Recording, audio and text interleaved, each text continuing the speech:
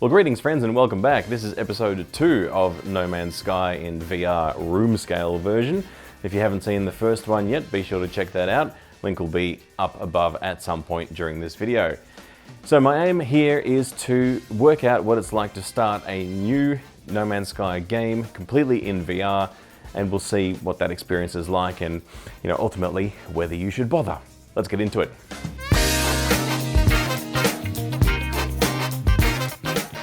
So during even the loading screen here, which something like this is quite pleasant in Elite Dangerous with stuff flying at you, in No Man's Sky this is highly unpleasant.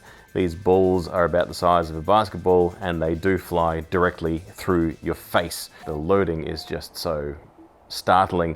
If you're not used to stuff jumping at you in VR, it just rips the illusion from your face. Good, so we've landed on a frozen planet, that's always excellent. So the first thing we need to do is obviously we follow this, we reach over our head and grab the gun out. Now, it is a little bit far ahead of where it actually should be, so if I put this grip, my left hand is where it actually should be gripped and my right hand is where the controller is actually mapped to. So that's the distance you can sort of see where it should be. So it doesn't feel like you're actually holding this, which is a bit of a shame. Just bringing the whole thing back would actually fix it. So bit of a shame. The menus are controlled by your finger on the back of your thumb, effectively on this side. So you just, get to your inventory and stuff, and that is just a flat panel that you can rotate around and look at in reverse, should you choose, which is always exciting. And, we obviously need to gather stuff to fix this. So the cool thing is that, you can obviously mine straight, but you can also mine while you're walking around. And this is probably one of the favorite things in VR, is that you can sort of make your way through the world whilst shooting stuff at the same time, rather than having to sit there and stare at things as you do in the pancake version. These look like some friendly / scary creatures. Let's go and say hello to them. So those little ones are about the size of a medium dog, and those big ones, I would say they're about as big as an alpaca, maybe slightly larger. You can always mine like a gangster, which is fun. You can mine upside down, you can, mine this way, you can shoot behind your head if you want to, or behind your back. So, if you get really bored with your mining, you can always be a bit creative, which is probably the coolest bit about No Man's Sky VR so far. And is that a shame? Yes, it probably is a shame. All right, let's repair this thing quickly. All right, we need to find sodium. There's some over there. The other thing about this is this UI that you see doesn't actually turn around with you, which is really painful. I addressed that in the first video of this series, but as you can see, the perform turns in VR is apparently an achievement kind of thing that you need to do these days. So it tries to hold you by the hand a little bit. It does a reasonable job to some extent, but well, as you see, there are some issues with the way it progresses, not the least of which being the controls, which are sort of, quadrants of the touchpad doing various things, and this, which is effectively plant fishing in VR. I'm not sure how I feel about that. Now, in terms of the planets themselves, now this one's obviously a frozen tundra. In my previous video, you'll see a bit more of a temperate climate where you'll see grass. The grass is unfortunately just sprites, and pretty low graphical quality sprites at that, which is a bit of a shame. So that is something that you kind of have to deal with. In terms of the planet, this planet, it feels like you're here. The trees are nice, the plants look good, the rocks look good. So in terms of the environment itself, it does actually look like you would expect it to look. So that's certainly one benefit. And as night draws near, the clouds look good. There's obviously some rings around this planet, I've just noticed, and they look really nice as well. So the rest of the VR experience is pretty good. We'll just gangster mine some trees as we walk past.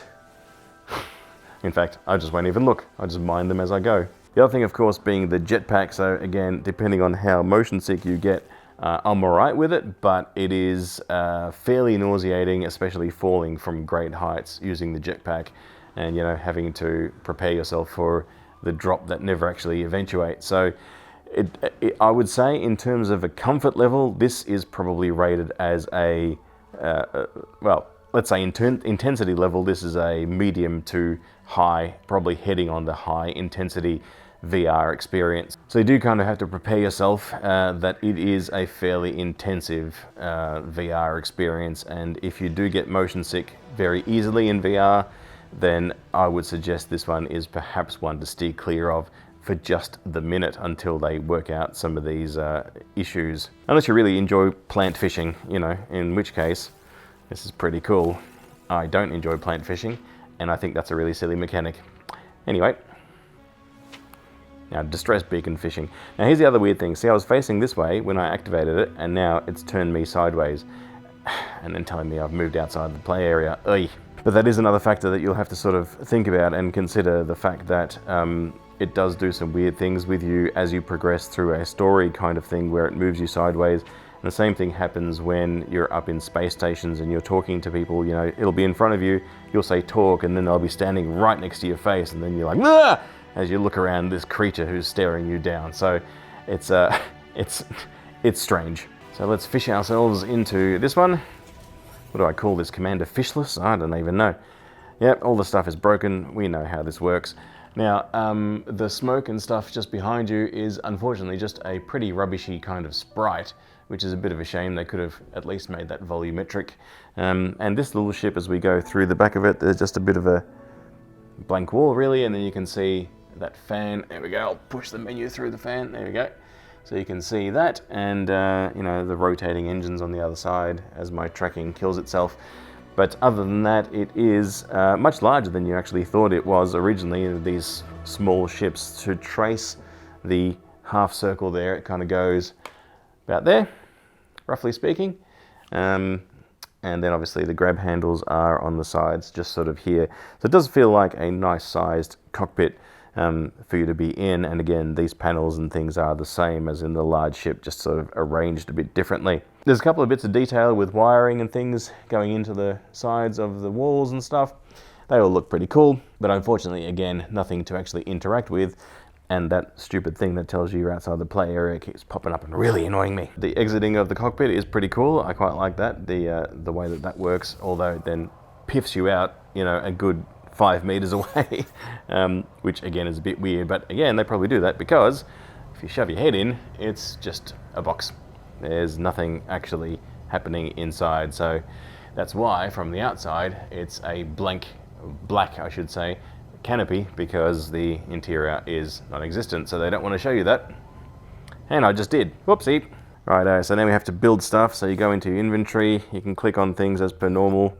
And look, this is kind of janky, especially because it's hard to aim at stuff which is behind the explanatory menu pop-up. So it's not super easy to handle, to be perfectly honest. So look, I mean, obviously you are probably all familiar with how this bit actually works in reality. So would you be bothered doing this again in VR? I mean, let me know in the comments down below whether you think this is good enough. Let's just have a look in here.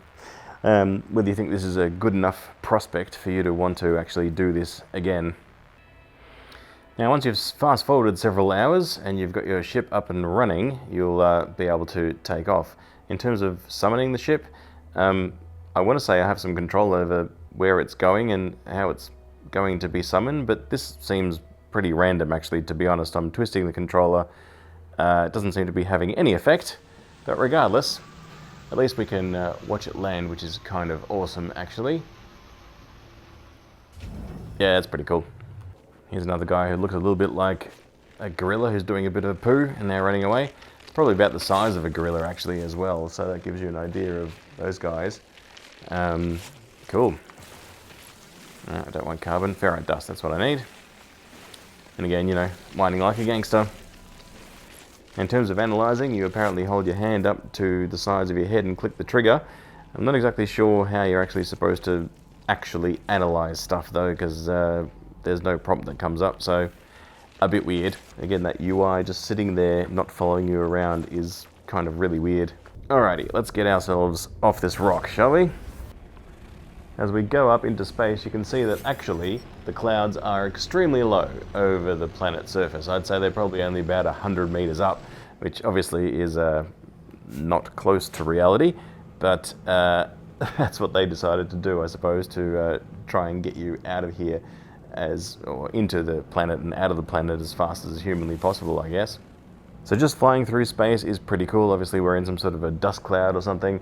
You can look out the sides and see the sides of your ship. Now the ship's scale itself, I'd say it's probably 20 meters in terms of the wingspan in total. Obviously this is the small ship, so it's quite small, and those rotating thrusters there are probably about the width of about slightly larger than a 44 gallon drum, probably about that wide in terms of the diameter. So that again is what it would look like if you were starting a brand new experience in No Man's Sky in VR, and how it kind of feels. The performance is a bit of an issue. Running a high level processor and graphics card as I am, it is mostly acceptable. There are certain points where it drops down significantly, probably to 40 FPS, which, if you know anything about VR, is very hard to watch. You're looking at sort of 90 most of the time. In space stations in space and walking around on planets that aren't too hardcore in your processors, it can maintain a pretty high frame rate.